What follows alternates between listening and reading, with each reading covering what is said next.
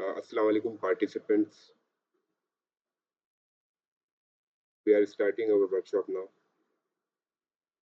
Kindly जिन लोगों ने attendance नहीं लगाई है वो अटेंडेंस लगा लीजिए. मैंने चैट के अंदर URL पिन किया हुआ है. This is a very interesting topic. Welcome to this workshop on AI-driven software defect prediction. Software systems today are becoming increasingly large, complex, and critical to the businesses, healthcare, finance, education, and other national infrastructure as well. Software complexity grows, complexity बढ़ रही है. Defects जो हैं वो early अगर development के अंदर detect ना हो सकें तो आगे जाके जो है बड़े चैलेंजेस आपको फेस करने पड़ जाते हैं. ठीक है, वो ऑर्गेनाइजेशन के लिए भी और सॉफ्टवेयर इंजीनियर्स के लिए और क्वालिटी की टीम्स के लिए एक चैलेंज होता है. So the traditional software testing methods are often time consuming, costly, and heavily dependent on the manual effort. This is where the artificial intelligence and machine learning are transforming the field of software engineering via AI-driven defect prediction systems. So you can analyze historical projects data, source code matrix, developer activity, and software patterns to identify the modules of what are likely to contain defects before the development. Okay. So in this workshop, we will be focusing on exploring how the AI techniques such as machine learning and deep learning and data analytics can be used to improve software quality, reduce time, efforts, optimize resources allocation, and support the intelligent decision making during the software development. So Ariba is over here. She's expert in software development, and also she is doing her master's in data science from FAST University. Ariba, over to you. Kindly introduce yourself, and then please start the introduction of the workshop. Thank you.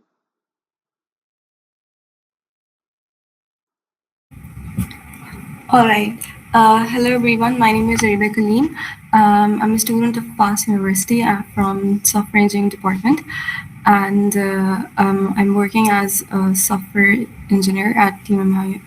It's a company, and more over to my topic. So my topic is adaptive instance weighting and dynamic classifier selection for software fault detection.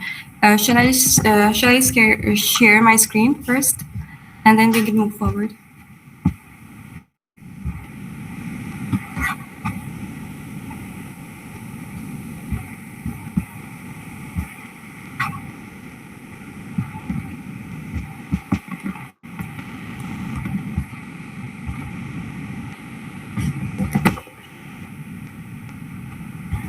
Yeah. So my topic is adaptive instance weighting and dynamic classifier selection for software fault prediction, fault detection. Right. So does any of you know about adaptive instance weighting or dynamic classifiers? How they might be used?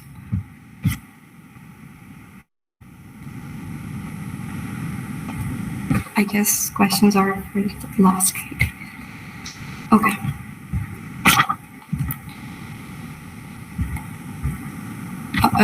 Let's move on to my problem statement.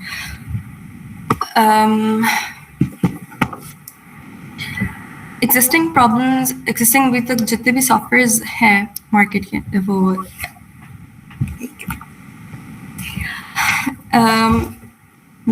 ये जो topic है वो मैंने इसलिए choose किया था क्योंकि software के जो मॉड्यूल्स हैं ना वो काफ़ी डिफेक्टिव होते हैं और इनका काफ़ी चांस होता है कि आगे जाके जो है ना वो मॉड्यूल्स इफेक्टिव हो और हमें काफ़ी मसला करें.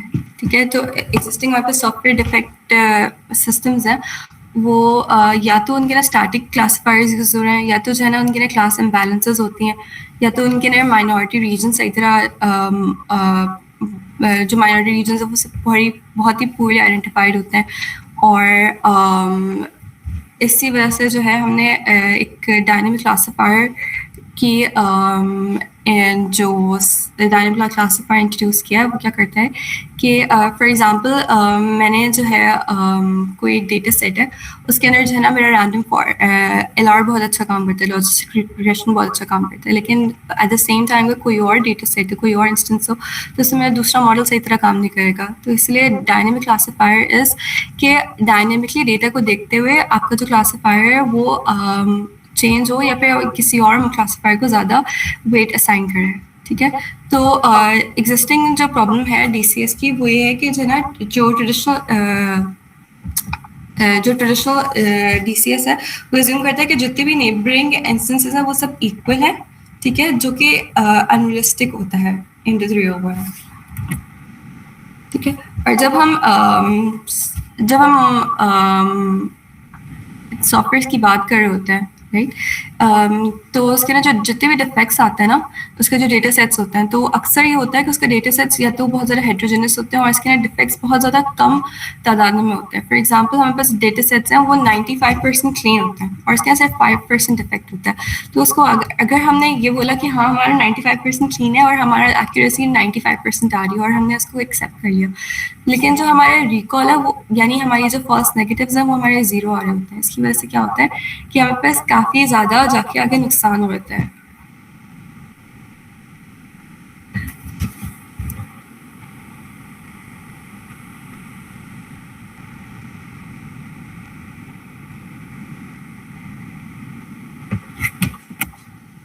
ठीक है, तो इसीलिए हमने जो है ना सॉफ्टवेयर डिफेक्ट प्रिडिक्शन को यूज़ किया है।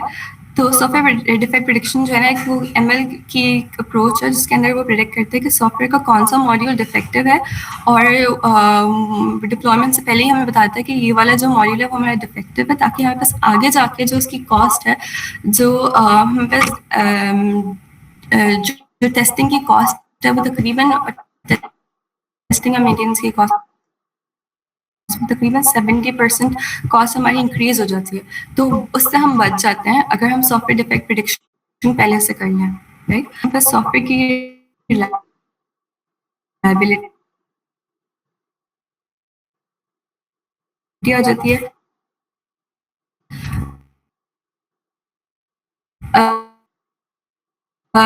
बग डिटेक्शन हम लोग पहले से कर पाते हैं और हमारी जो मेंटेनेंस कॉस्ट है वो लोअर हो जाती है।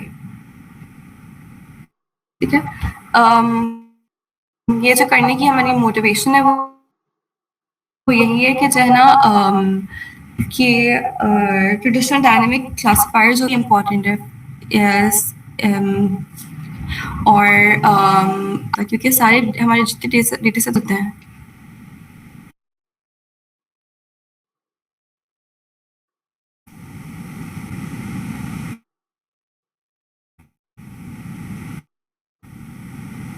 ठीक है,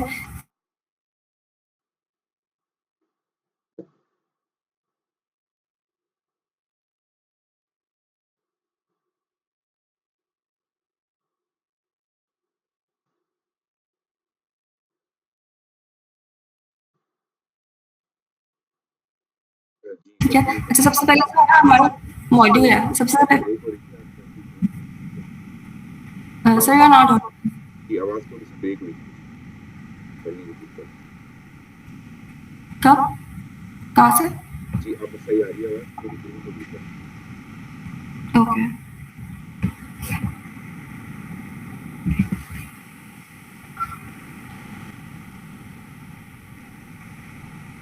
ठीक है। तो ट्रेडिशनल डीसीएस जो होते हैं वो जितने भी नेबरहुड्स होते हैं उनको इक्वली इंपॉर्टेंस देता है। तो ये जो फ्रेमवर्क है जो हमने प्रपोज किया वो एक अडेप्टिव लोकल वेट्स असाइन कर रहा होता है और उसके अंदर एक वेटेड रीजन ऑफ कॉम्पिटेंस बनता है और डायनेमिकली जो ना जो बेस्ट क्लासिफायर है वो सिलेक्ट हो रहा होता है। इसका जो सिस्टम आर्किटेक्चर है वो सबसे पहले यही होता है कि मैंने जो इसके अंदर जो प्रपोज किया है वो हमने जो ना सबसे पहले अपनी डेटा कलेक्शन की है। डेटा कलेक्शन के लिए हमने नासा का, रियल का, इनका और जो ना जो सॉफ्टवेयर डिफेक्ट प्रिडिक्शन के मॉडल्स होते हैं जो स्टैंडर्ड के अंदर यूज़ हो रहे होते हैं वही मैंने सारे डेटा जो है ना कलेक्ट किया और तकरीबन कुछ 21 डेटा सेट्स हैं उनको मैंने कलेक्ट किया और जो है ना उनको प्री प्रोसेस किया है।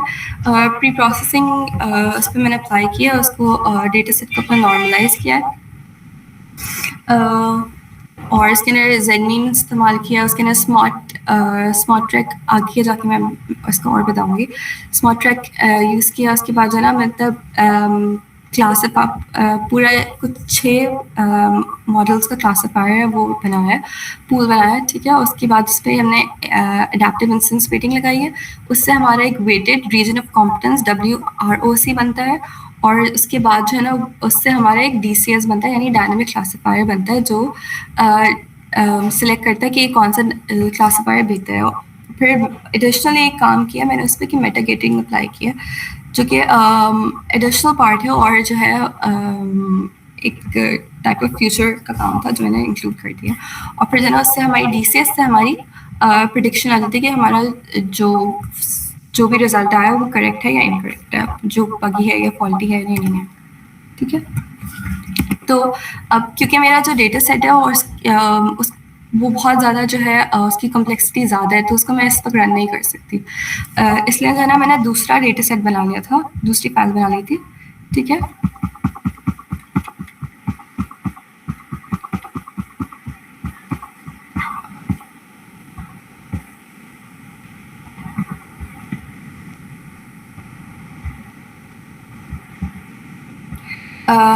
ये मैंने दूसरी फाइल बना ली थी और इसके अंदर जो है ना जितने भी डेटा सेट्स हैं हमारे वो यहाँ पर, तो फॉर एग्जांपल मैं अपाचे का डेटा सेट है, तो अपाचे के डेटा सेट को मैंने यहाँ पर लोड किया और उसके जितने भी हेडर्स थे, जो जो उसके अंदर जो कॉलम्स थे वो उसके अंदर जो है ना प्रिंट कर दिए कि इसके अंदर ये सारी हमारे पास ये सारे कॉलम्स हैं, राइट।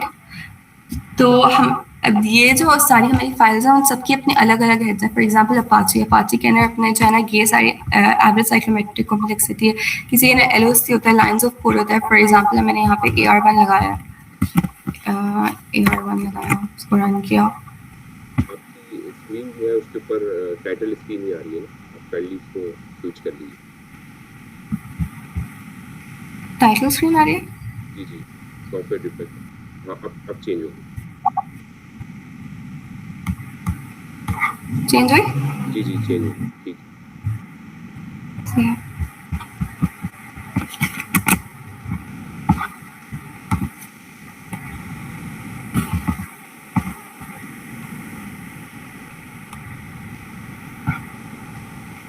अच्छा, ये मीट का जो लेबल आ रहा है इसको भी हाइड कर दें। लाइट के ऊपर हाइड का एक ऑप्शन आ रहा है, उसको हाइड कर दीजिए। जी कर चुकी हूँ सर। वो आप थोड़ा बफर हो रहा है ना, टाइम लग रहा है आपको दिखने में। हाँ जी, आप नोटबुक नजर आ रही है, ठीक है। जी है। तो ये जितने भी डेटा सेट्स हैं उसके जो है ना हमें नज़र आ रहे हैं, इसकी सारी हेड के जो भी हमारे पास कॉलम्स हैं वो हमारे पास आ रहे हैं। अब यहाँ पे मैंने सारे इनके कॉलम्स प्रिंट कर दिए। जो AR1 का डेटा सेट के total LOC, total lines of code है, कमेंट लाइन ऑफ कोड है, डिफेक्ट्स क्या है, इसकी साइक्लोमेट्रिक डेंसिटी है। तो हर जो डेटा सेट है उनकी अपनी अलग अलग कॉलम्स हैं, अपनी अलग अलग लेबल्स हैं, ठीक है। अब फॉर एग्जाम्पल अपाचे का डेटा सेट है, ठीक है, सॉरी, अपाचे के डेटा सेट के अंदर जो हमारे पास मॉडल था, जो डिफेक्ट का लेबल था वो इस डिफेक्टिव था। अब यहाँ पे जो है ना हमारे पास डिफेक्ट्स है, तो हर उसको जो है ना प्री प्रोसेस किया और उसको 1 और 0 के अंदर असाइन किया, नंबर्स के अंदर असाइन किया, ठीक है, ताकि उसके आगे जाके हम लोग मैं एक मिनट दिखाई देती हूँ। अब जैसे हमारे पास AR1 है, AR1 के अंदर हमारे पास डिफेक्ट्स आता है क्लीन बगी, ठीक है। अगर हम अपाचे का डेटा सेट खोलें,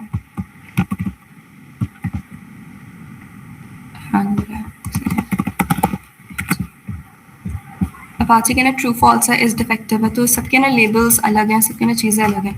तो उसके अंदर प्री प्रोसेसिंग हमने अप्लाई की है, ठीक है। और यहाँ पे जो है ना जो लेबल है उसको मैंने जो अपाचे का डेटा सेट है उसका लेबल को जो है ना मैंने प्रिंट किया, उसके ना बता दिया मैंने कि कितने जो है ना पास ट्रू डिफेक्टिव हैं और कितने जो है ना नॉन डिफेक्टिव मॉड्यूल्स हैं, ठीक है। यानी हमारे पास ये आपको क्या लगता है ये डेटा सेट जो है वो हमारे पास बैलेंस्ड है?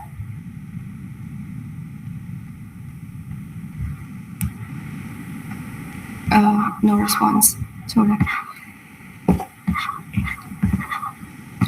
तो है अभी आपकी स्क्रीन के ऊपर वो कैगल की नजर आ रही है। क्या नजर आ रहा है? कैगल का जो नोटबुक है ना, आपने जो ओपन की अब आपके पास कॉलम नजर आ रहा है।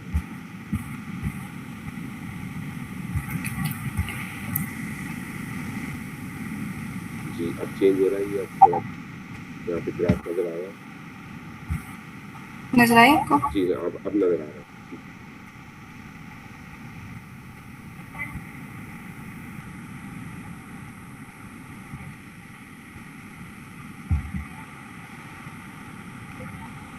ठीक है, तो यहाँ पे हर कॉलम एक सॉफ्टवेयर मेथड रिप्रेजेंट करता है, जैसे लाइन ऑफ कोड है, कॉम्प्लेक्सिटी, हर किसी का अपना अलग अलग, अब इसकी शेप है, उसके अंदर मैंने बताया कितने रूज हैं, कितने कॉलम्स हैं।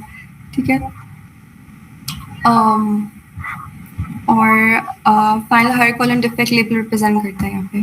ठीक है, um, यहाँ पे चाहे अब जैसे अपाचे का डेटा सेट है, अपाचे के डेटा सेट के ना इस डिफेक्टिव हमारे पास लेबल था, तो उसको जब मैंने रन किया था तो हमारे पास इसने बताया था कि हमारे पास ट्रू कितने जो है ना डिफेक्ट लेबल्स हैं और फॉल्स कितने डिफेक्ट लेबल्स हैं, 96। यानी हमारे पास जो है कितने बगी हैं, कितने नॉन बगी हैं, कितने फॉल्टी नॉन फॉल्टी मॉड्यूल्स। ठीक है, um, यहाँ क्लियरली हमें एक इम्बैलेंस नज़र आ रहा है अपना कि डिफेक्टिव मॉड्यूल्स जो हैं वो यहाँ पे एक सेकेंड एलसी का डेटा सेट रन करती हूँ।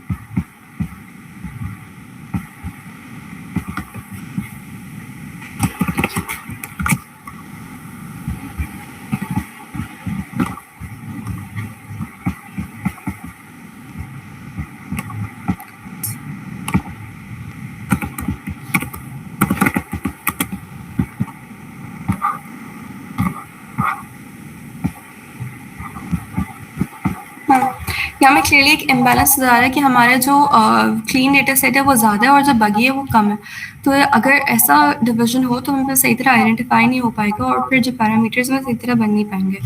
तो इसलिए जो है ना मैंने इस पर प्री प्रोसेसिंग अप्लाई किया है। ठीक है, जो मैंने प्री प्रोसेसिंग अप्लाई किया है तो डेटा सेट को जो है ना टेस्ट एंड ट्रेन डेटा में डिवाइड किया।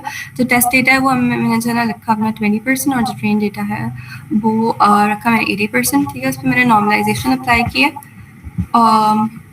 और ताकि जो है ना उसको लीकेज और से प्रिवेंट किया जाए। ठीक है,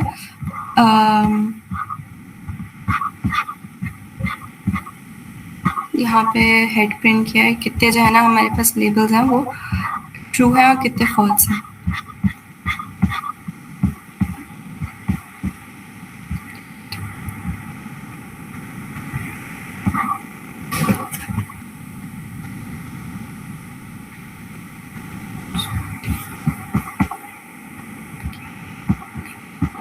मैं अपने कोड फाइल पे आ जाती हूँ।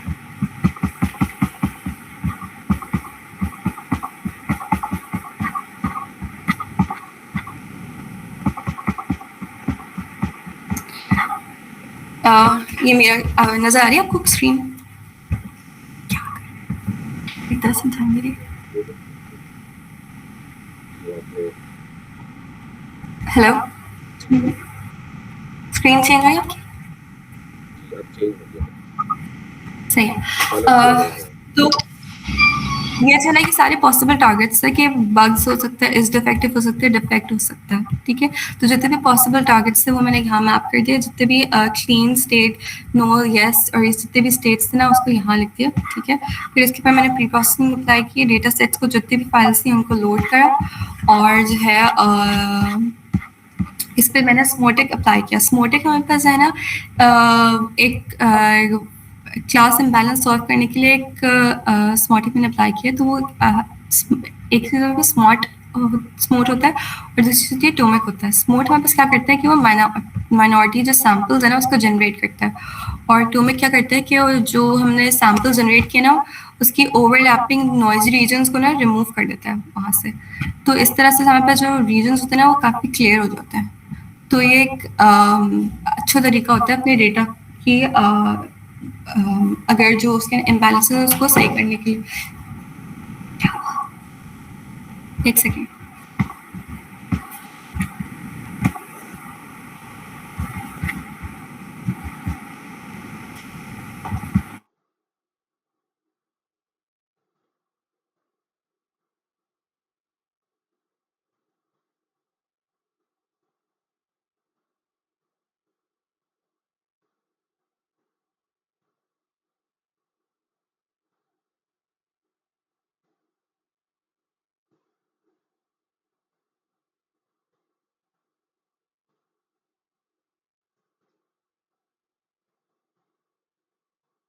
मैं प्री प्रोसेसिंग अप्लाई करने के बाद उसके बाद मैंने क्लासिफायर बिल्ड किया, ठीक है।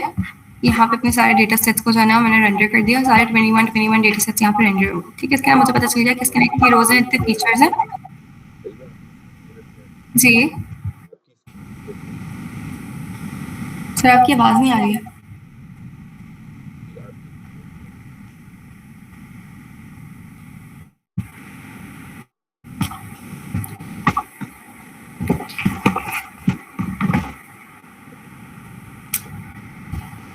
हेलो।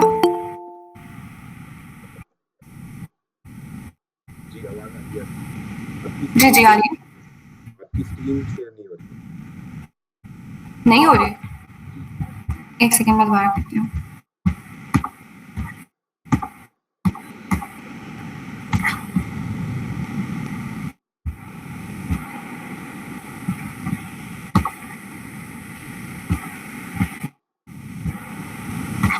अब हो रही है? हो रही स्क्रीन शेयर हो रही अभी तक नहीं आ रही। है। फिर आप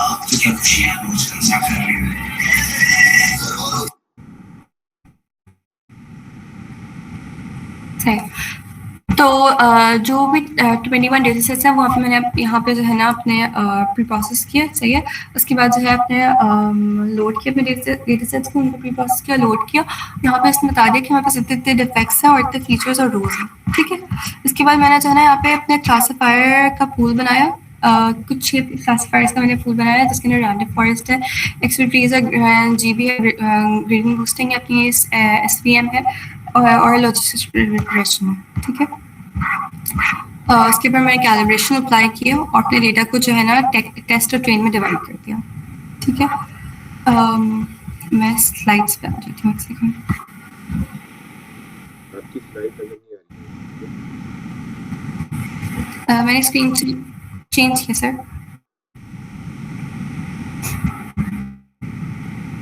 जी अब नजर आ रही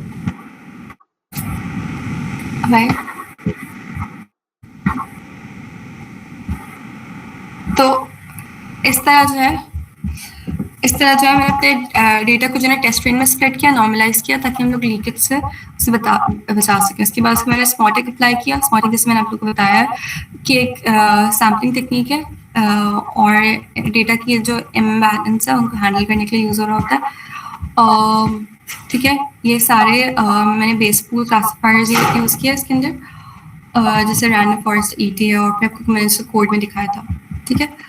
इसके बाद जो है जो मेरी थीसिस का जो कोर कंट्रीब्यूशन है वो यही है कि जो है ना ट्रेडिशनल डीसीएस, जो ट्रेडिशनल डायनामिक क्लासिफायर्स होते हैं वो इक्वल जो नेबरहुड है ना सारे उनको इक्वल इन्फ्लुएंस दे रहे होते हैं, जबकि मेरी जो मेथडोलॉजी है उसके नाम लोग एडेप्टिव इन्फ्लुएंस दे रहे होते हैं, जो नेबरहुड है उसको देखते हुए कि उसमें कौन सा कॉम्पिटेंट है,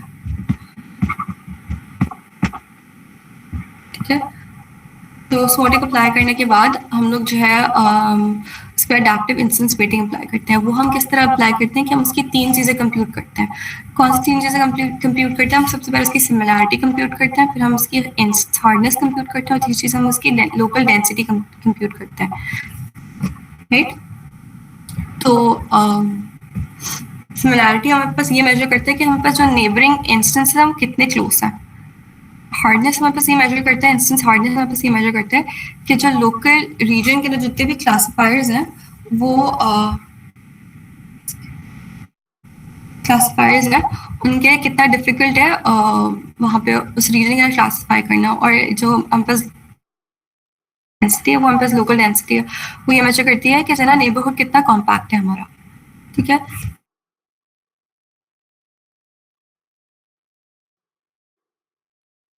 कॉम्पिटेंस बनता है, ठीक है, सिमिलैरिटी, इंस्टेंस हार्डनेस और लोकल डेंसिटी को मिला के। इसका फॉर्मूला ये है, यानी 0.6 हम लोग को मल्टीप्लाई करते हैं अपनी सिमिलैरिटी से, यानी कितना जो रीजन सिमिलर होता है उसका ज़्यादा वेट असाइन किया है। ये सारे जो है ना फिक्स वेट असाइन किए हुए मैंने, ठीक है। उसको ज़्यादा वेट असाइन किया हुआ 0.6 सिमिलैरिटी, उसको ऐड करते हैं हम इंस्टेंस हार्ड 0.25 इंस्टेंस हार्डनेस से और फिर 0.15 लोकल डेंसिटी से। इस तरह हमारे पास अडेप्टिव इंस्टेंस वेट आ जाता है उसका, ठीक है। जब हमारे पास अडेप्टिव इंस्टेंस वेट आ जाता है तो हमारे पास जो है ना उसके वेटेड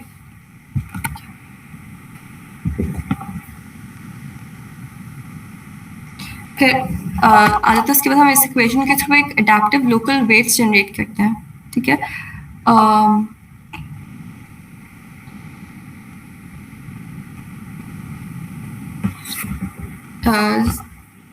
उसके बाद हम लोग अपने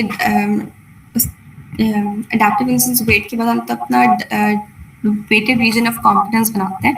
तो वेटेड रीजन ऑफ कॉम्पिटेंस के अंदर इतनी ट्रेडिशनल डीसीएस को लेते हैं, उसके अंदर जितने भी नेबरहुड्स होते हैं हमें सारे इक्वल हो रहे होते हैं जो ट्रेडिशनल डीसीएस है।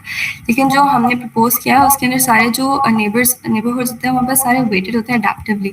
तो उसकी जो कॉम्पिटेंस की इक्वेशन होती है वो हमारे पास ये होती है कि वो वाला जो क्लासिफायर है वो रीजन के ना कितना ज़्यादा कॉम्पिटेंट है, हम उसको ये देख ज़्यादा जो है ना वे कर रहे होते हैं बनस्बत इसके कि जो है ना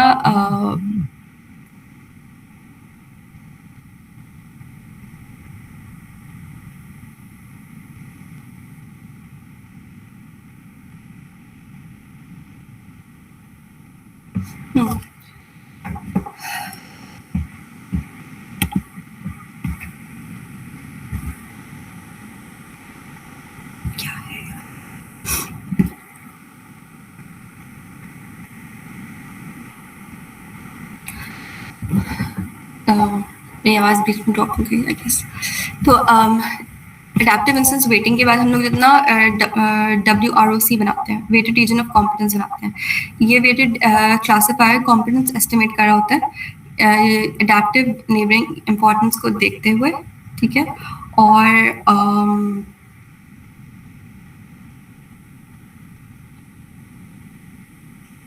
यहाँ से हमारा जो ना कॉन्फिडेंस एस्टिमेट हो रहा होता है कि हम पास जो नेबरहुड है वो कितना ज़्यादा कॉन्फिडेंट है, ठीक है। और क्लासिफायर्स कितने रैंक हुए हैं उसके अंदर, ठीक है। यानी हमारे और जो ना जो बेस्ट क्लासिफायर डायनेमिकली सिलेक्ट हुआ है उसको हम देख रहे होते हैं, ठीक है। नेक्स्ट नहीं देर से हो रहा है, ठीक है। अपना वेटेड रीजन ऑफ कॉम्पिटेंस बनाने के बाद हम लोग जो है ना डायनेमिक क्लासिफायर बनाते हैं, ठीक है। डायनेमिक क्लासिफायर के नाम अपनी जो कॉम्पिटेंस है उसे कंप्यूट करते हैं, अपने कॉन्फिडेंस को कंप्यूट करते हैं और फिर जो है ना उसको अपने क्लासिफायर्स को रैंक करते हैं और फिर जो है ना जो कॉम्पिटेंस और कॉन्फिडेंस है ना उसको हम आपस में जो है ना मल्टीप्लाई करते हैं और अपना जो है ना क्लासिफायर को रैंक करते हैं और एग्रीगेट करके अपना रिजल्ट निकालते हैं DCS का। फिर उस DCS के स्कोर को हम लोग लेते हैं और जो है अपना फाइनल जो है प्रेडिक्शन उसके अंदर हम लोग यूज़ करते हैं। फाइनल प्रेडिक्शन में इस तरह सिंपल मेजॉरिटी जो फाइनल प्रेडिक्शन उसके अंदर सिंपल मेजॉरिटी वोटिंग नहीं होती, लेकिन इसके हम लोग एक प्रोबेबिलिस्टिक एग्रीगेशन इस्तेमाल कर रहे होते हैं। यानी हर क्लासिफायर जो है उसकी डिफेक्ट प्रोबेबिलिटी प्रोड्यूस करता है और अडेप्टिव कॉम्पिटेंस स्कोर की बेसिस पे वो वेटेड एग्रीगेशन परफॉर्म करता है कि वो इंस्टेंस उस रीजन में कितना ज़्यादा कॉम्पिटेंट है, कितना ज़्यादा कॉन्फिडेंट है।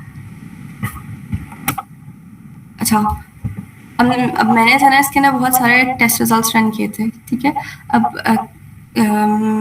MCC रिकॉल जो इवैल्यूएशन मेट्रिक्स मैंने रन किए थे वो काफ़ी सारे रन किए थे, लेकिन जो मैंने रिजल्ट्स में डाले हैं वो सब MCC रिकॉल डाला हुआ है, ठीक है। स्टैटिक वोटिंग अब मैं इसे कंपेयर किया हुआ है अपने मॉडल को MLG से जो कि मेटा लर्निंग गेटिंग है और गेटेड है और जो है स्टैटिक वोटिंग सप्लाई किया हुआ है। तो हमारे पास देख सकते हैं कि आप इसकी MCC सबसे ज़्यादा बेहतर है और रिकॉल सबसे ज़्यादा बेहतर आए हैं, राइट। अब जो है मैंने अपना जो मॉडल है उसका जो है ना एक बॉक्स प्लॉट बनाया था। उसके अंदर जो है ना जितने भी डेटा सेट्स हैं, मेरे पास 21 जो डेटा सेट्स हैं उसके अंदर क्रॉस सारे डेटा सेट्स के अंदर जो है मैंने MCC डिस्ट्रीब्यूशन निकाली और रिकॉल निकाला। तो सबसे ज़्यादा जो बेहतर सबसे ज़्यादा जो अच्छी हमारे पास MCC आया था वो हमारे पास मेरे जो मॉडल है AIW के अंदर और स्टैटिक एवरेज के अंदर आया था और सबसे बेहतर जो रिकॉल आया था वो हमारे पास AIW DCS जो मेरा मॉडल है उसके अंदर आया था, ठीक है। अच्छा, इसके ना हम लोग जो है जो इवैल्यूएट कर रहे हैं वो हम दो तरीके से कर रहे हैं, एक विद इन प्रोजेक्ट इवैल्यूएट कर रहे हैं और दूसरा क्रॉस प्रोजेक्ट इवैल्यूएट कर रहे हैं, ठीक है। विद इन प्रोजेक्ट इवैल्यूएट करना क्या होता है कि अगर वो फाइल है और उसी के अंदर इवैल्यूएट करना, और क्रॉस प्रोजेक्ट होता है एक फाइल है उसको दूसरी फाइल के अंदर इवैल्यूएट करना। तो क्रॉस प्रोजेक्ट के अंदर ऑब्वियसली बात है आपकी जो एक्यूरेसी आपकी जो रिकॉल है आपकी एक्यूरेसी जो है वो ज़ाहिर कम हो जाती है, क्योंकि आप जो रीजन है वो उस फाइल के अंदर कॉम्पिटेंट होगा, ज़रूरी नहीं है कि वो दूसरी फाइल के अंदर भी वैसे ही कॉम्पिटेंट हो, वही वैसे ही सही तरह चले, राइट। तो बीच में डाल दिया।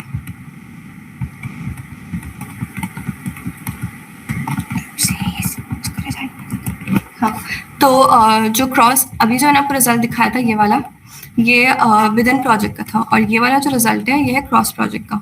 कि क्रॉस प्रोजेक्ट के अंदर हमारे पास AIDCS के ना जो MCC है वो आई थी 0.3। ऑब्वियसली बात है, अगर आप एक फाइल से क्रॉस प्रोजेक्ट कर रहे हो तो फिर आपकी MCC कम हो जाती है, राइट। और आपकी MLG है क्योंकि एक्सटेंशन है तो वो हमारे पास और भी कम हो गई। ठीक है, अब इसके ना मैंने एब्लेशन स्टडीज़ की थी। एब्लेशन स्टडीज़ के ना जो MCC आया है वो मेरा 0.497 आया था, और जो मैंने इसके अंदर DCS हटा के किया था तो वो 0.0775 आया था। फिर इसके ना मैंने शार्प एक्सप्लेनेबिलिटी यूज़ किया और कुछ टेस्ट रन किए, जैसे फ्रीडमैन का टेस्ट रन किया, निमिनी का टेस्ट रन किया, क्रिटिकल डिफरेंस निकाले और जो है पी वैल्यू निकाली अपनी। तो मेरी जो फ्रीडमैन का टेस्ट था वो हमें सक्सेसफुल था, स्टेटिस्टिकली सिग्निफिकेंट था। और जो है जो मेरी जो रिसर्च उसकी जो मेजर कॉन्ट्रीब्यूशन है वो यही है कि मैंने जो है adaptive instance waiting based waiting को यूज़ किया है, वेटेड रीजन ऑफ कॉम्पिटेंस बनाई है, और उसके अंदर जो ना एक इंस्टेंस अवेयर डायनेमिक क्लासिफायर बनाया है। उसके अंदर मैंने शार्प एक्सप्लेनेबिलिटी लगाई है, शार्प एक्सप्लेनेबिलिटी लगाई है दिखाने के लिए कि है ना कौन सी चीज़ जो है अगर चेंज होती है तो उसके ना कहाँ रिजल्ट मतलब रिजल्ट में कहाँ चेंजेस आते हैं। और उसके ना WPDD यानी विद इन प्रोजेक्ट और क्रॉस प्रोजेक्ट डिफेक्ट प्रिडिक्शन की वैलिडेशन लगाई, और उसके स्टैटिस्टिकल वैलिडेशन मैंने अप्लाई किया।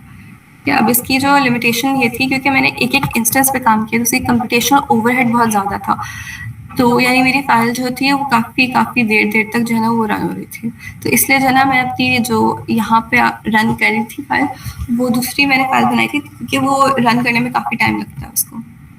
ठीक है, ये मेरे फ्यूचर वर्क्स हैं कि जो है ना एक डीप लर्निंग बेस्ड DCS बनाना, उसके अंदर रीइंफोर्समेंट लर्निंग DCS डालना, एक्सप्लेनेबिलिटी कॉम्पिटेंस लर्निंग डालना, और कंक्लूजन ये है कि जो है ना उससे हमारा जो मॉडल है उससे जो है एक सॉफ्टवेयर डिफेक्ट प्रिडिक्शन का एक इम्प्रूव हो जाती है, और इसकी जो माइनॉरिटी डिटेक्शन है वो इन्हांस हो जाती है। मेरा जो MCC है वो बेहतर आया है, और जो है इससे प्रूव होता है कि मेरा जो एग्जिस्टिंग है उससे जो एग्जिस्टिंग फ्रेमवर्क्स हैं उससे बेहतर है। और मैं फिर कोड के अंदर फर्दर आप लोगों को दिखा देती हूँ। पहले एक सेकेंड,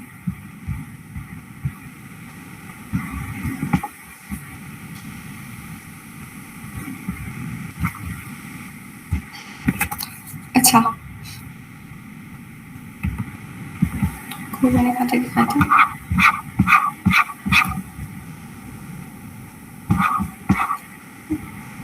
इधर मुझे इधर खैर, तो अच्छा कोड मैंने दिखाया था यहाँ तक कि जो है ना मैंने टेस्ट एंड ट्रेन डेटा अपना बना लिया, राइट, यानी अपनी प्री प्रोसेसिंग अप्लाई कर लिया।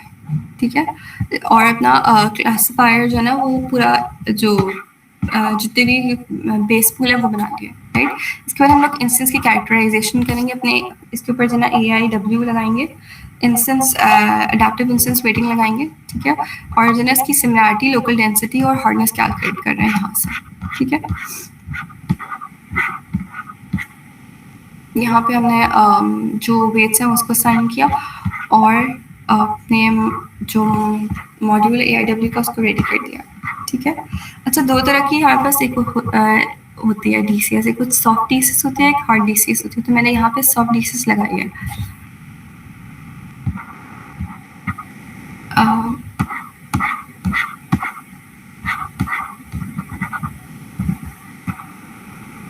ठीक है,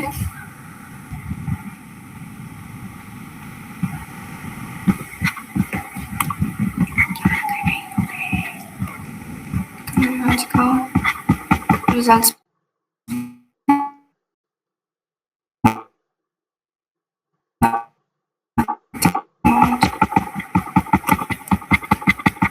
अब यहाँ पे जो है ना WPD का सारा रन किया है, क्रॉस प्रोजेक्ट का रन किया।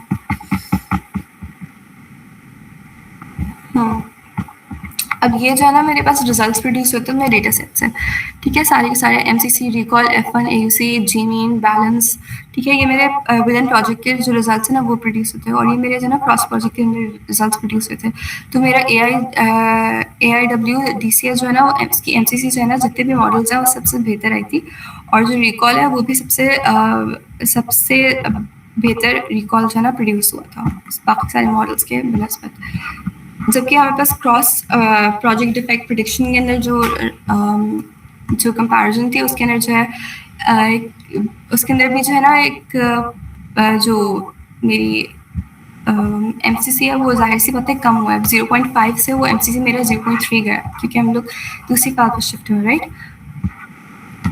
उसके बाद हाँ, इसके बाद जो है ना मैंने एक्सप्लेनेबिलिटी के लिए कॉम्पिटेंस पाथिंग का एक डायग्राम बनाई थी, ठीक है, ये दिखाने के लिए कि हर फाइल की अपनी अलग अलग इंस्टेंसेस होती हैं, और उन इंस्टेंसेस पे हर डिफरेंट जो क्लासिफायर्स हैं वो बेहतर परफॉर्म करते हैं। यानी पहले इंस्टेंस पे XGB ने अच्छा परफॉर्म किया, दूसरे इंस्टेंस पे हमारा जो है वो एक्सट्रीम ने अच्छा परफॉर्म किया, तीसरे क्लासिफायर में SVM ने अच्छा परफॉर्म किया। तो यानी हर इंस्टेंस पे अपना अलग अलग क्लासिफायर अच्छा परफॉर्म करता है। ये हम बस कॉम्पिटेंस दिखा रहे हैं कि जितने भी बेस पूल है उसके डिफरेंट क्लासिफायर्स अपने इंस्टेंस के हिसाब से ज़्यादा अच्छा रिजल्ट प्रोड्यूस करके देते हैं। तो ये मैंने अपाचे का निकाला है, तो इसी तरह बाकी सारे जो इंस्टेंसेस हैं उनका भी है।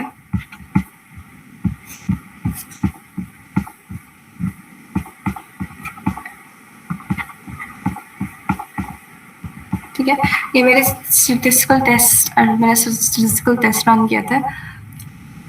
तो फ्रीडमैन का टेस्ट जो है वो मेरा पास हो गया था, और विल्कॉसन का भी जो है ना मेरा टेस्ट जब मैंने उसको कंपेयर किया अपने कालीराज के से MLG से सिंगल ET से, तो जो है ना ऑलमोस्ट सबसे जो है ना मेरा टेस्ट जो है वो टेस्ट जो मैंने रन किया था वो क्लियर हो गया था, सिवाय कालीराज टॉप 2 के। वो कालीराज टॉप 2 जो है ना वो मॉडल है जो डायनेमिक क्लासिफायर को जो है ना एवरेज करता है, और जो भी टॉप 2 क्लासिफायर्स हैं, जो टॉप 2 बेस्ट परफॉर्मिंग वाले क्लासिफायर्स उनको एवरेज करता है।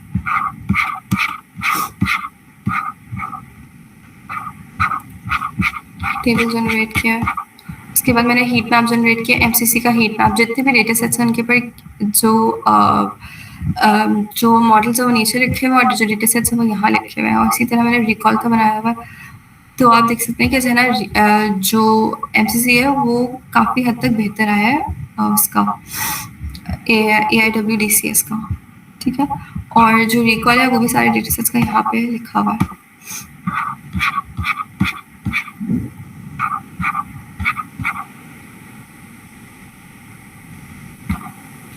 उसके बाद जो है ना मैंने एक अपने जो मॉडल है उसको जो है ना एक बेसलाइन से कंपेयर किया, यानी कालीराज का ये जो डिफरेंट मॉडल्स लिखे हुए AIWDCS, कालीराज, MLG, इन सबसे मैंने कंपेयर किया कि इनके MCC, रिकॉल, F1, AUC और जीमीन को किसके जो है ना बेहतर आते हैं। तो सबसे अच्छा जो रिकॉल आया है वो AIWDCS का आया है, सबसे बेहतर जो AUC आया है वो मेरा मॉडल का आया है, ठीक है। इसी तरह जो है MCC जो है ना वो ऑन पार आया है स्टैटिक एवरेज के साथ। इसको मैंने बॉक्स प्लॉट्स बनाए थे, वही जो मैंने आपको डायग्राम में दिखाया था। एफर्ट कर्व्स,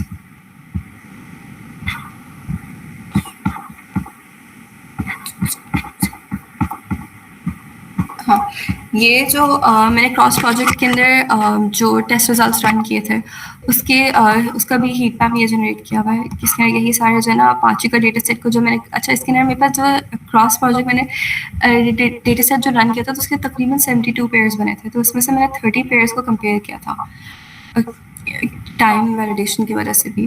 तो मैंने सिर्फ 30 पेयर्स को कंपेयर किया था। तो अपाचे को हम जब सेफ से कंपेयर किया तो उसके अंदर जो मेरे पास MCC की वैल्यू है वो पे 0.510 आई, अपाचे को जो मैंने जिंक के साथ किया तो 0.30 आई। इसी तरह बाकी सारे डेटा सेट्स की भी ये वैल्यूज लिखी हुई हैं।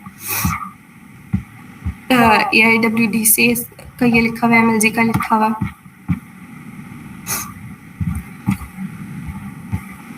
ठीक है। अब जब मैं बताई थी कि मेरी रन टाइम बहुत ज़्यादा आई है, तो मेरा जो मॉडल है उसको रन होने में काफ़ी ज़्यादा टाइम लगा in comparison to the other models जो है ना, क्योंकि in comparison to other models है, कालराज का मॉडल है उसको भी टाइम लगा, लेकिन जो स्टैटिक है वो उसको इतना टाइम, जो स्टार्टिंग मॉडल्स हैं जिस तरह हमारे पास एल हो गया, एल स्टैटिक मॉडल है, सिंपल एक सिंगल मॉडल है तो उसको इतना टाइम नहीं लगेगा रन होने में।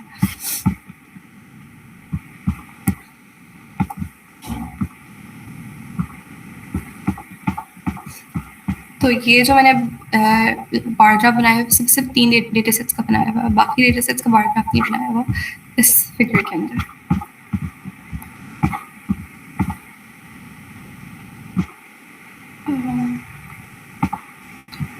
अब जो मेरे विदन प्रोजेक्ट थी उसके जो है ना, मैंने जो एमसीसी उसका मीन निकाला, स्टैंडर्ड डेविएशन निकाला। तो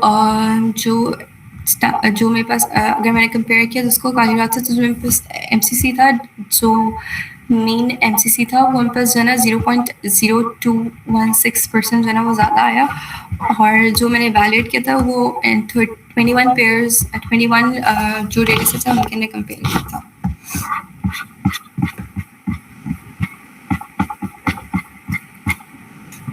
अच्छा,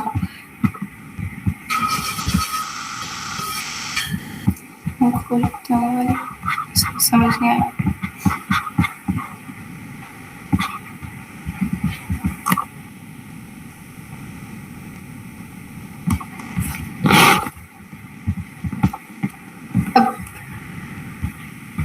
ये वाली जो डायग्राम है ये जो है ना वेटेड रीजन ऑफ कॉम्पिटेंस की डायग्राम, ठीक है।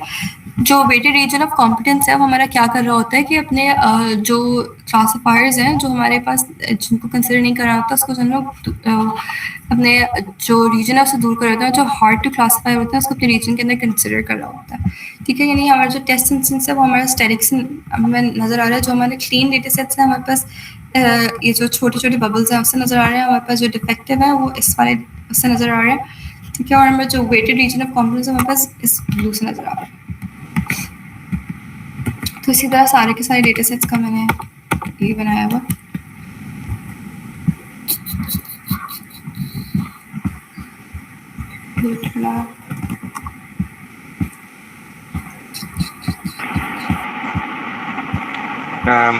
Hello Adiba, my name is Furqan Ahmed Khan. I have a question. Yes, please.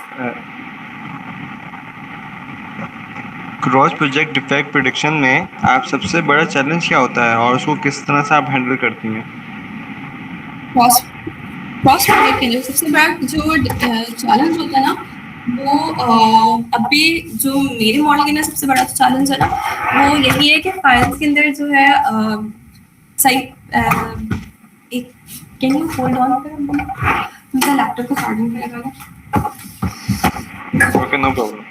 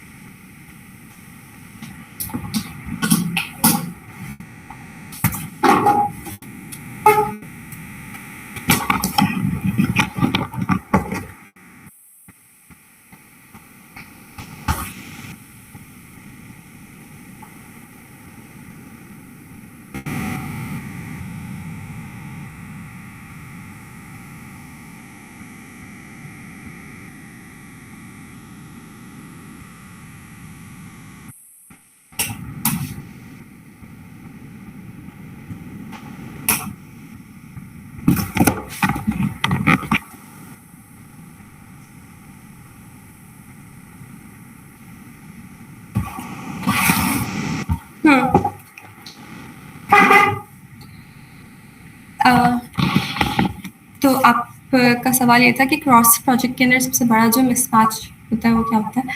तो सबसे बड़ी जो प्रॉब्लम होती है वो यही चीज़ होती है कि आपकी ये जो डेटा सेट होता है आप एक डेटा सेट से को ट्रेन करते हो और मतलब एक डेटा सेट पे टेस्ट करते हो और दूसरी अलग ही फाइल पे उसको जाके ट्रेन कर रहे होते हो।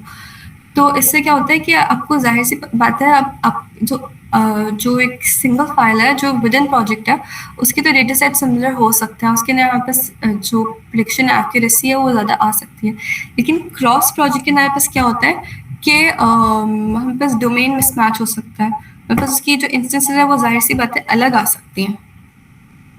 तो सबसे बड़ा चैलेंज यही हो रहा होता है कि एक डेटा सेट से कुछ टेस्ट करके दूसरे अलग फाइल में जाके ट्रेन करना, तो उससे क्या होता है कि जाहिर सी बात है आपकी जो एक्यूरेसी है वो बहुत कम होती है।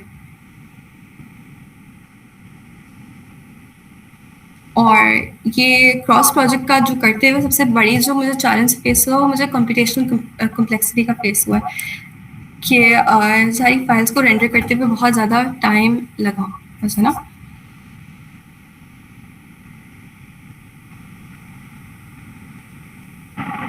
Okay, thank you. जैसे फॉर एग्जांपल मेरा जो अपाचे का डेटा सेट है उसके अंदर मेरे पास एवरेज कॉम्प्लेक्सिटी था। एवरेज आपको एक सेकंड में दिखा देती हूँ।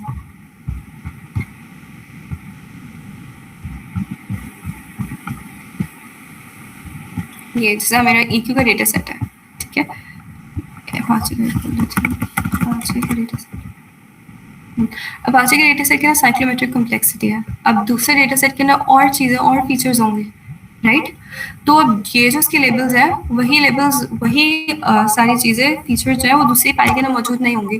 तो इस तरह इनको सारे इंस्टेंसेस को जो है ना पेज पे लेकर आना है और जो इनको इनकी सही तरह से आइडेंटिफिकेशन करना कि इसमें कौन कौन से डिफेक्टिव है कौन कौन से नहीं है, तो असल चैलेंज यही होता है।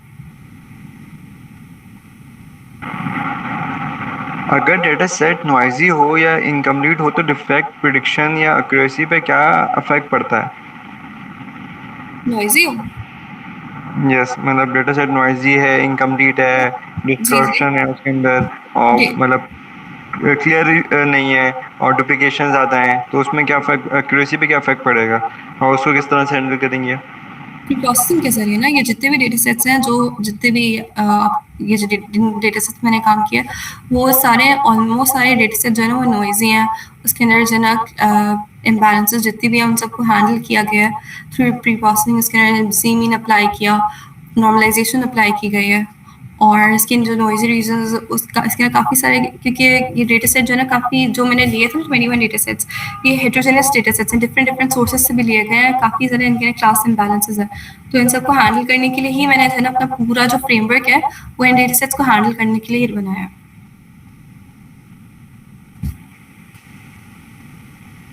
Is that clear? यस। और ये रियल वर्ल्ड में कंपनीज के पास हम जैसे पेश करते हैं पाकिस्तान में, तो प्रोडक्शन और कैसे इम्प्लीमेंट करेंगे, मतलब इसे और किस तरह से उनके लिए बेहतर कर सकते हैं? फोर्सेस के एक बैंक का वेंडर है, उसके लिए हम ये काम कर रहे हैं, और उसके बाद मल्टीपल सॉफ्टवेयर्स हैं, या एक कंपनी सुजुकी है उसके लिए हम इस तरह से उनके लोकल और उनके हार्डवेयर वाले इस पे हम काम कर रहे हैं, तो किस तरह से ये जो कनेक्टेड भी हैं डायरेक्टली, जैसे कार्स में डायरेक्टली गूगल वगैरह कनेक्टेड होता है, मल्टीपल चीज़ें कनेक्टेड होती हैं, वो अफेक्ट कर सकती हैं द पॉइंट ऑफ व्यू से।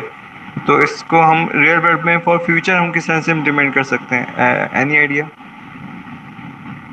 यही चीज़ है कि जैसे आपने बैंक्स का जिक्र किया, तो बैंक्स के अंदर क्या होता है कि क्योंकि मेरा जो मॉड्यूल जो पूरा का पूरा चल रहा है वो डिफेक्ट प्रिडिक्शन के पे ही चल रहा है, और बैंक्स के अंदर अगर कोई एक भी डिफेक्ट हम लोग मिस कर देते हैं तो हमें पास वो बहुत ज़्यादा आगे जाके हमें पास कॉस्ट हमें बेयर करनी पड़ती है उसकी, राइट। राइट। तो यही चीज़ है कि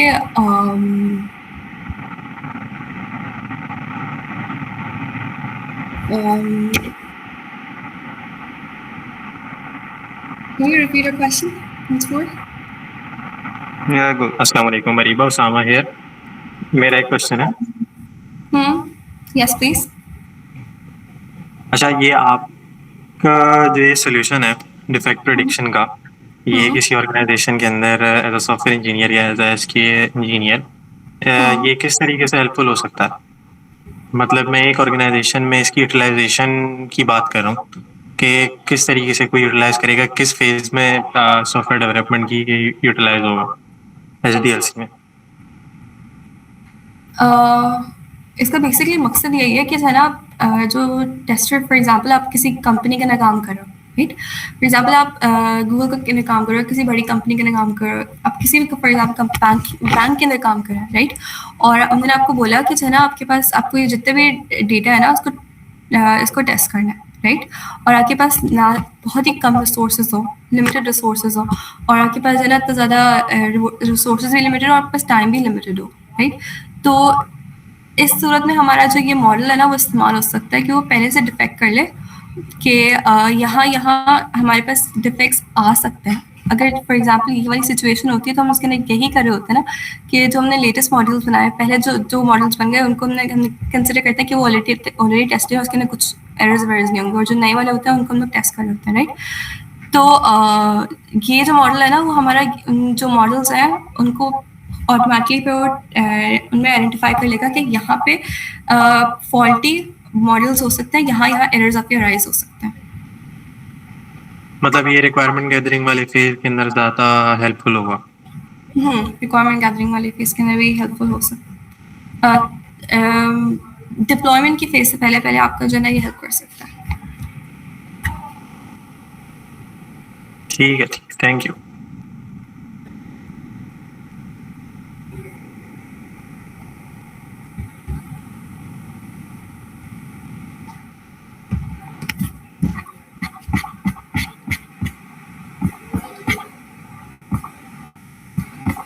अच्छा, करीब मेरे एक सवाल आ रहा है उसमें,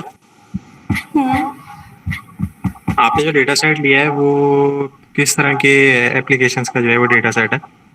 अच्छा, मैंने जो डेटा सेट लिया ना वो मल्टीपल एप्लीकेशन का डेटा सेट है, ठीक है। इसमें से कुछ डेटा सेट है वो एयरप्लेन्स का डेटा सेट है, कुछ डेटा सेट है वो QR कोड्स का डेटा सेट है, कुछ डेटा सेट है जो जावा का डेटा सेट है। तो उसके ना मल्टीपल डोमेन्स के डेटा सेट्स हैं। अब जैसे अपाचे का डेटा सेट है हमारे पास, सेफ का डेटा सेट है, जिंग का डेटा सेट है। जिंग जो है ना वो एक QR कोड स्कैनिंग के अंदर यूज हो रहा होता है। फिर डिफरेंट डेटा सेट्स हैं हमारे पास। तो एक डिफरेंट नासा के अंदर ये लोग यूज, जितने भी जर्नल्स हैं ना उनके लिए ये लोग यूज कर रहे होते हैं, और सॉफ्टवेयर डिफेक्ट प्रेडिक्शन के लिए स्टैंडर्ड सॉर्ट। ओके। ठीक है। अब मैंने शार्प एनालिसिस यहाँ पे एक और डायग्राम है, मैं ये वाली डायग्राम दिखा रही थी, एक सेकेंड।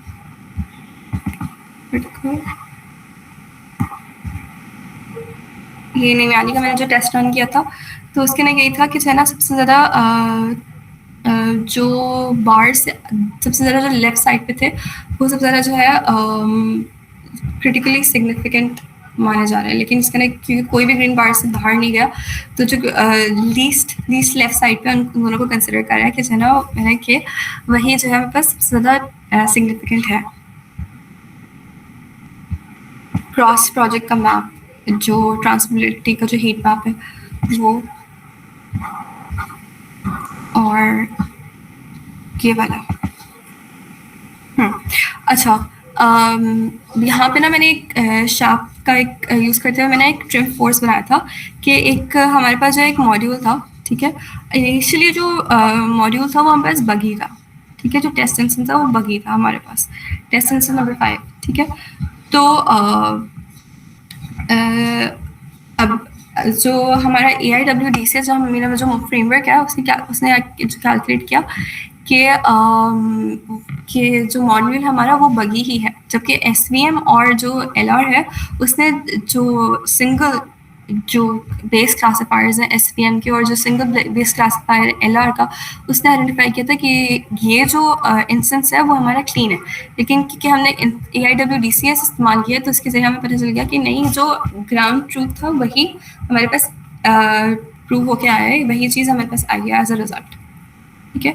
तो हमारे पास जो बेस यहाँ पे था उसका आउटपुट जो था वो बगी था, तो हमारे जो AIWDCS है उसने उसको पुश किया टूवर्ड्स यहाँ पे जो है ना SVM और LR उसने जो है उसको पुश किया टूवर्ड्स क्लीन। उसके बाद ये सारी जो है ना शार्प एनालिसिस है, ये अपाची का है, ये ट्रिम वाटरफॉल।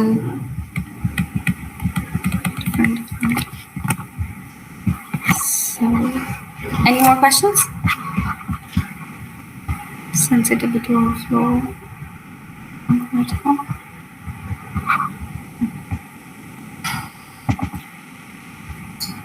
अच्छा, ये अगर जैसे मुझे किसी ऑर्गेनाइजेशन में आपका ये टूल यूज़ करना है अगर, तो ये टूल मुझे स्पेसिफिकली किसी सर्वर के ऊपर डिप्लॉय करना पड़ेगा?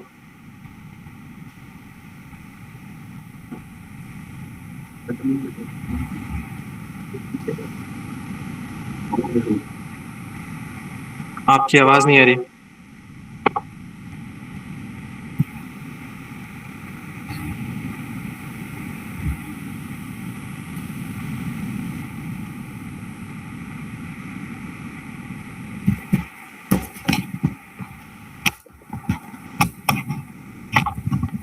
Hello? Hello? Okay. जी, जी, आपसे वो मैंने क्वेश्चन किया था ना, उसके बाद आपकी आवाज़ बिल्कुल नहीं आई। जी सॉरी, रिपीट कीजिएगा। मैं ये पूछ रहा था कि अगर मुझे ये आपका ये मैं टूल बोलूँ एप्लीकेशन, ये मुझे अगर यूज़ करना है किसी ऑर्गेनाइजेशन में, तो मैं ये किसी एक इंस्टेंस के ऊपर सर्वर के ऊपर स्पेसिफिकली डिप्लॉय करूँगा, मैं फिर यूज़ करूँगा? जी, आपको ये डिप्लॉय तो करना पड़ेगा सर्वर के ऊपर। हाँ, आपको तो कोई मैं एनवायरनमेंट रिक्वायर होगा। जी, जी, मैं यही पूछना चाह रहा था कि इसका आर्किटेक्चर क्या होगा डिप्लॉय करने के लिए? इसका आर्किटेक्चर पूछना चाह रहा था मैं। एक इसका मैं एमसीपी सर्वर आप यूज़ कर रही हैं इसके अंदर?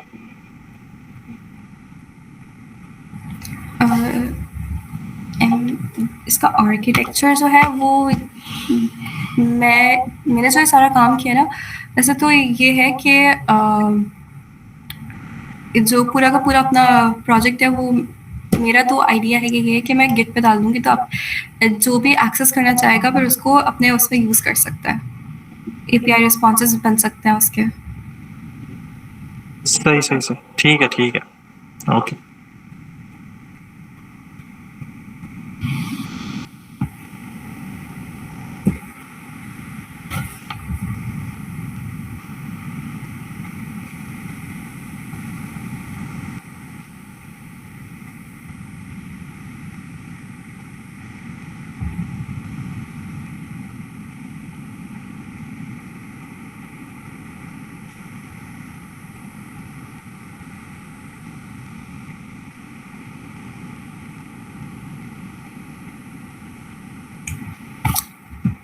राइट।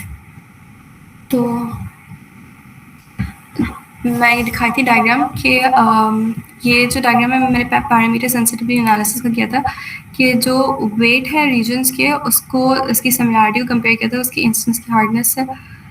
तो जो मेरी थीसिस की जो करंट कॉन्फ़िगरेशन है वो यहाँ पे दैट इज़ द जिसकी वैल्यू सबसे ज़्यादा है वहाँ पे इसका मतलब है कि हमारा मेरे जो भी वैल्यूज़ हैं अल्फ़ा की वैल्यूज़ हैं वो मैंने सही वैल्यूज़ ली हैं। अब क्योंकि मैंने अल्फ़ा की वैल्यूज़ अपनी फिक्स रखी थी जो कि मैंने आप लोगों को बताई थी इनिशियली, तो वो वैल्यूज़ मैंने बिल्कुल सही रखी थी और इस तरह हमारे पास जो सारी कंप्यूटेशन है वो सही हुई है।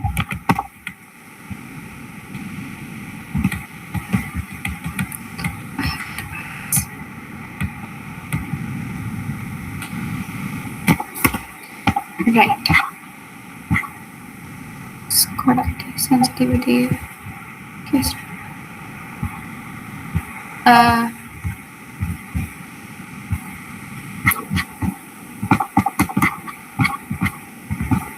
Any more questions?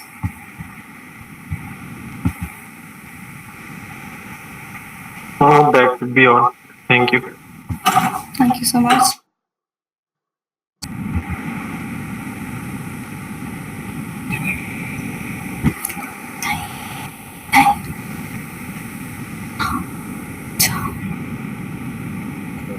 ये हरिता अगर कंटिन्यू करना चाहे तो कंटिन्यू करें, और अदरवाइज मेरे ख्याल से किसी के कोई क्वेश्चन नहीं है, फिर हम सेशन को करेंगे। Okay. कंक्लूड करते हैं इसको।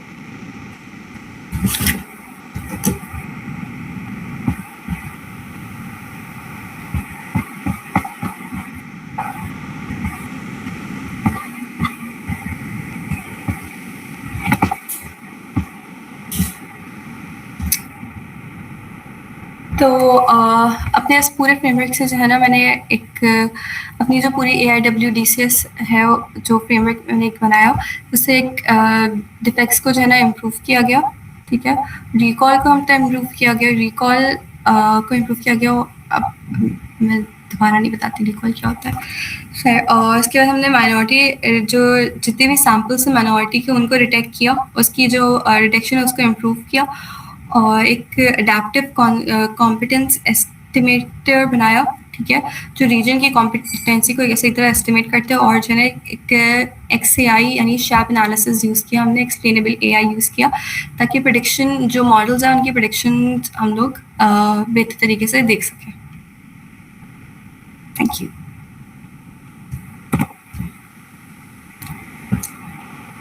ठीक है, थैंक यू सो मच हरीवा for presenting your thesis work and your research to the audience, and thank you so much dear participants for joining the session.